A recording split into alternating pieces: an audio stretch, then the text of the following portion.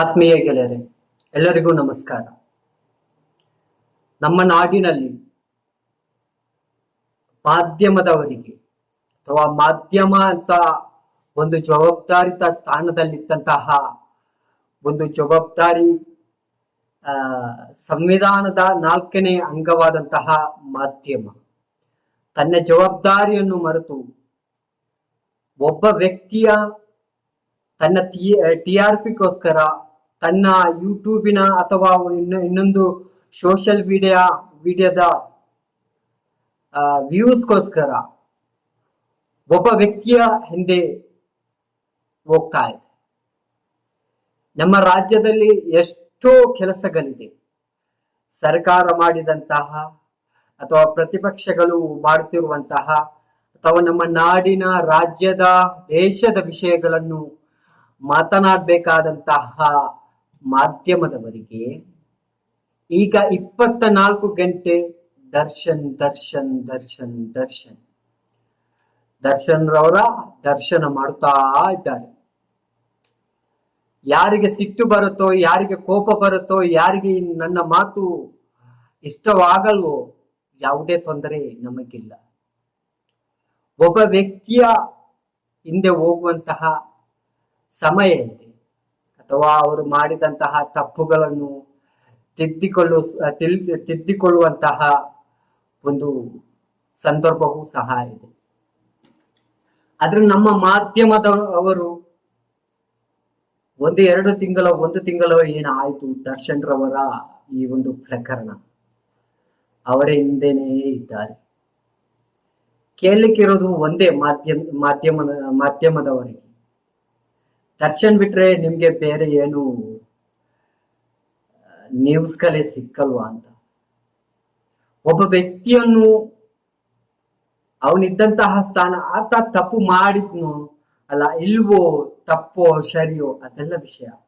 ತಪ್ಪು ಮಾಡಿದ್ರೆ ಈ ದೇಶದ ಕಾನೂನು ಅವರಿಗೆ ಶಿಕ್ಷೆ ಕೊಡುತ್ತೆ. ಈ ದೇಶದ ಕಾನೂನು ಯಾವ ರೀತಿ ಹೋಗುತ್ತೆ ಅದೇ ರೀತಿಯಲ್ಲಿ ಹೋಗುತ್ತೆ. ಪೊಲೀಸ್ ಅವರ ಕೆಲಸ ನೀವು ಮಾಡ್ಬೇಕಾದಂತಹ ಅವಶ್ಯಕತೆ ಇಲ್ಲ, ನಿಮ್ಮ ಕೆಲಸ ಪೊಲೀಸ್ ಅವರು ಮಾಡ್ಬೇಕಾದಂತಹ ಅವಶ್ಯಕತೆಯೂ ಸಹ ಇಲ್ಲ.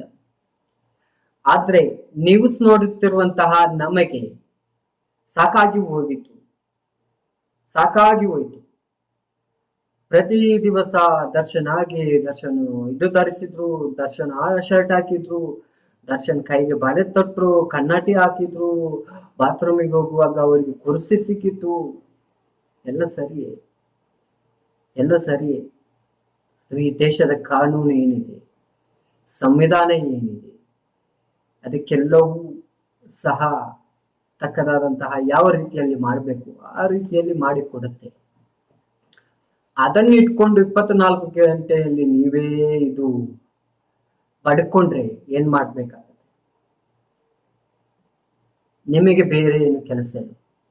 ನಮ್ಮ ರಾಜ್ಯದ ಗೃಹ ಮಂತ್ರಿ ಅವರ ಜೊತೆ ನೀವು ಈ ವಿಷಯವನ್ನು ಮಾತನಾಡಿದಂತಹ ಸಂದರ್ಭದಲ್ಲಿ ಅವರಿಗೆ ಸಾಕಾಗಿ ಹೋಯ್ತು, ನಿಮ್ಗೆ ದರ್ಶನ್ ಬಿಟ್ರೆ ಬೇರೆ ಏನಿಲ್ವಾ ಅಂತ ಕೇಳಿದ್ರು. ಆನಂತರ ಸಹ ಹೇಳಿದ್ರು, 1 ವಾರ 2 ವಾರ ನೀವು ಅವರನ್ನ ರುಬ್ಬಿದ್ರಲ್ಲ, ಪುನಃ ಸಹ ಬೇಕಾ ಅಂತ. ಆದ್ರೆ ಈ ದೇಶದ ಈ ನಾಡಿನ ಜನರಿಗೆ ಎಷ್ಟು ಸಾಕಾಗಿ ಹೋಗಿರಬೇಕು. ನಿಮಗೆ ಒಳ್ಳೆ ರೀತಿಯಲ್ಲಿ ಹೇಳಿದ್ರು ಅಷ್ಟೇ, ಕೆಟ್ಟ ರೀತಿಯಲ್ಲಿ ಹೇಳಿದ್ರು ಸಹ ಅಷ್ಟೇ.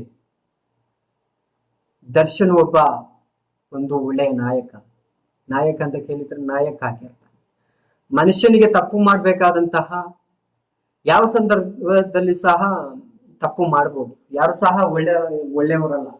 ಈ ಪ್ರಪಂಚದಲ್ಲಿ ಒಳ್ಳೆಯವರನ್ನು ನೀವು ತೋರಿಸಿ ಕೊಟ್ರೆ ನಿಮ್ಮಂತ ಒಳ್ಳೆಯವರು ಬೇರೆ ಯಾರು ಇರ್ಲಿಕ್ಕಿಲ್ಲ. ಗೊತ್ತಾಯ್ತಲ್ಲ? 24 ಗಂಟೆ ದರ್ಶನ್ ಅಂತ ಕೂಗುತ್ತಿರುವ ನಿಮಗೆ ಒಂದು ಮಾತು ಹೇಳಲಿಕ್ಕೆ ನಾನು ಇಚ್ಛೆ ಪಡ್ತೇನೆ. ಈ ದೇಶದ ಸ್ಥಿತಿ ಎಲ್ಲಿಗೆ ಹೋಗಿದೆ ಅಂತ ನೋಡಿ. ಈ ರಾಜ್ಯದ ಅವಸ್ಥೆ, ಈ ಮಳೆ ಬಂದು ಏನೆಲ್ಲ ಆಗಿದೆ ಅಂತ ನೀವು ನೋಡಿ. ಎಷ್ಟೋ ಬಡ ಜನರಿಗೆ ಸಹಕಾರ ಆಗ್ಬೇಕು. ಅದು ನಿಮ್ಮಿಂದ ಆಗುವುದಾದ್ರೆ ಜನರ ಮುಂದೆ ಇಟ್ಕೊಂಡು ಅವರಿಗೆ ಬೇಕಾದಂತಹ ಸಹಕಾರ ನೀವು ಮಾಡಿ. ಇದರಲ್ಲಿ ನಿಮ್ಮ ಲಾಭ ಮಾತ್ರ ನೀವು ನೋಡ್ತಾ ಇದ್ದೀರಿ. ಈ ರಾಜ್ಯದ ಜನರಿಗೆ ಏನಿಲ್ಲ, ಅಷ್ಟೇ ಇರ್ಲಿಕ್ಕಿರುತ್ತೆ, ಬೇರೆ ಏನಿಲ್ಲ. ಇನ್ನಾದ್ರೂ ಬುದ್ಧಿ ಕಲೀರಿ.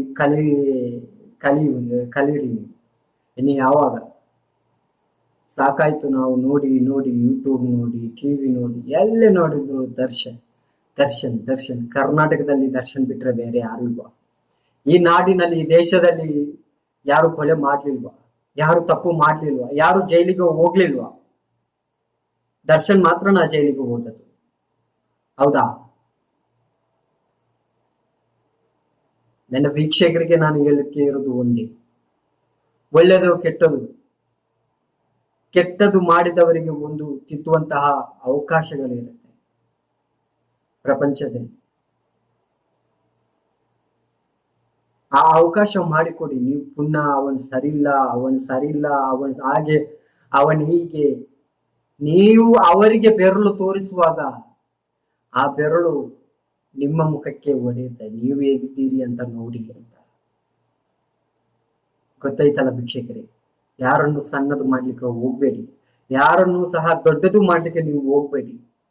ನಿಮ್ಮ ಕೆಲಸ, ನಿಮ್ಮ ನಿಮ್ಮ ಜವಾಬ್ದಾರಿ, ನಿಮ್ಮ ಮನೆಯವರ ಜವಾಬ್ದಾರಿ ನೀವು ನೋಡಿ. ವ್ಯಕ್ತಿಗಳನ್ನು ಗೌರವಿಸಬೇಕು, ವ್ಯಕ್ತಿಗಳನ್ನು ಪೂಜೆ ಮಾಡಬೇಕು, ವ್ಯಕ್ತಿಗಳಿಗೆ ರೆಸ್ಪೆಕ್ಟ್ ಕೊಡ್ಬೇಕು, ಅದೆಲ್ಲ ಸಹ ಇರಬೇಕು. ಅದರ ಜೊತೆಗೆ ಇದು ಸಹ ಮಾಡಿ. ದರ್ಶನ್ ಅಭಿಮಾನಿಗಳಿಗೆ ಹೇಳುವಂತಹ ಮಾತು ಏನು ಕೇಳಿದ್ರೆ, ದರ್ಶನ್ ಅವರು ತಪ್ಪು ಮಾಡಿದ್ರೋ ಇಲ್ಲೋ ಗೊತ್ತಿಲ್ಲ, ಆದ್ರೆ ತಪ್ಪು ಮಾಡಿದ್ರೆ ಅವರಿಗೆ ನೀವು ಒಂದು ಅವಕಾಶ ಮಾಡಿಕೊಡ್ಬೇಕು, ಅಥವಾ ಅವರ ಹತ್ರ ನೀವು ಹೇಳ್ಬೇಕು, ಇನ್ನು ಈ ಕೆಲಸ ಮಾಡ್ಲಿಕ್ಕೆ ನೀವು ಹೋಗ್ಬೇಡಿ ಅಂತ. ಜೈ ಹಿಂದ್, ಜೈ ಕರ್ನಾಟಕ. ನಮಸ್ಕಾರ.